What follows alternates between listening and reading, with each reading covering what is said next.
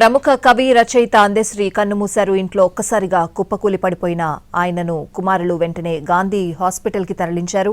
అందశ్రీ పరిస్థితి విషమించడంతో చికిత్స పొందుతూ తుదిశ్వాస విడిచారాయన.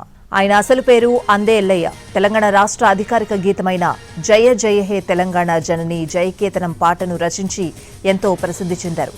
అందశ్రీ 1961 జూలై 18న వరంగల్ జిల్లా మద్దూరు మండలం రేబర్తి గ్రామంలో జన్మించారు. ఆయన ఒక అనాథగా పెరిగారు. ఎటువంటి ప్రాథమిక విద్యను కూడా చదవలేదు. చిన్నతనంలో పశువులు కాసేవారు. వ్యవసాయ కూలీగా పనిచేశారు.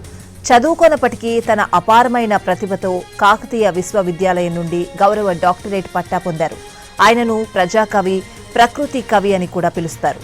తెలంగాణ ప్రత్యేక రాష్ట్ర ఉద్యమ సమయంలో ఆయన రాసిన పాటలు, ముఖ్యంగా జయ జయ హే తెలంగాణ, ప్రజలలో ఉద్యమ స్ఫూర్తిని రగిలించాయి. ఈ పాట తెలంగాణ రాష్ట్ర గీతంగా ఎంపికైంది.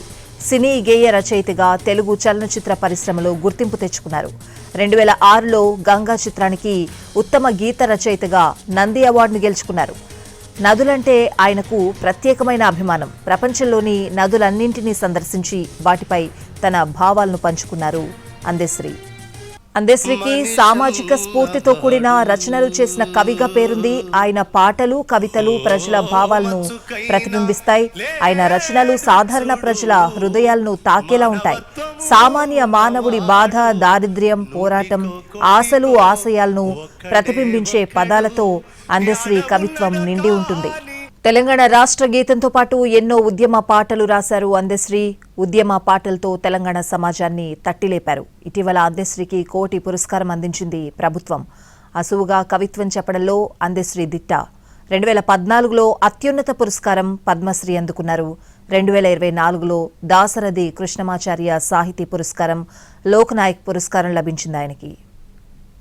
శ్రీ గారు మేము చిన్న ఉన్నప్పటి నుంచి కూడా ఇక్కడ ఇదే మా బస్సులో ఉన్న తన వ్యక్తి. తెల్లారి లేచి చూసే వరకు తను అస్ససి గుర్తవ్వడం, ఆ విషయం తెలిసి అడావిడిగా వచ్చి చూసే వరకు అది మా బస్తీకే ఉన్నది తెచ్చిన అసంటి అందశ్రీ గారు ఇలా హఠాత్గా కూలిపోవడం మాకు తీరని దిగ్భ్రాంతిని కలిగించింది. అందశ్రీ గారికి చెప్పడం ఏంటంటే, మన తెలంగాణ జాతీయ గీతం జయ జయ జానకి పాట పాడిన అతను ఇలా తెచ్చి మా వినోబనగర్కే పేరు తెచ్చిన అతను కుప్ప కోల్పోవడం మాకు చాలా ఇది జీర్ణించుకోలేని విషయం వెళ్ళిపోయి, మా బస్తీ ఒక గొప్ప వ్యక్తిని కోల్పోయిందన్న భావనలో మేమంతా చాలా దుఃఖంతో ఇదంతా విషయం చెప్పుకోవడంలో చాలా బాధ కలిగిస్తుంది.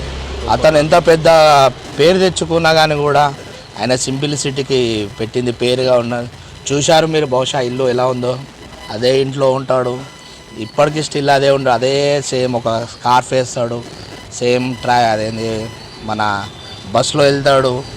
అంత సింప్లిసిటీ ఉండి కూడా ఒక జాతీయ స్థాయి నాయకుల లెక్క పేరు అందరు గుర్తుపట్టి కూడా దొరికించుకొని ఈయన మొన్న అందిన గవర్నమెంట్ వాళ్ళు ఇచ్చిన దాంతో ఇల్లు కట్టుకొని దాని గృహప్రవేశం లేని జీవితం గడపలేక అదే చిన్న ఇంట్లోనే ఆయన కాలం చెల్లడం చాలా బాధ కలిగించిన విషయం అని తెలుసు.